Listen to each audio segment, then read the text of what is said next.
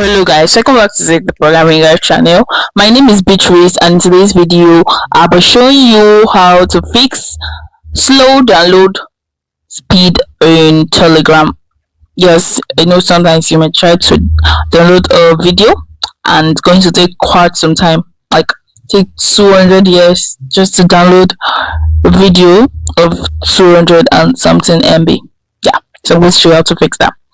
Open up your Telegram app like this and click on these three lines right there and click on settings. Scroll down, click on data and storage right here. So first thing you need to do is, you can see up your screen there, you can see storage usage. Click on that and clear cache, clear all the cache. Yeah, just clear.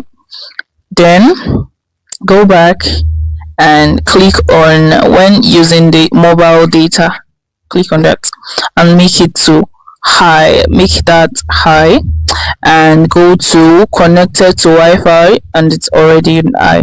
So with this, now all your videos can download with very good speed. Yeah, very fast. If this guide was helpful, give this a thumbs up and equally subscribe to get more helpful tips like this. Thanks for watching guys. I'll see you in my next video. Bye.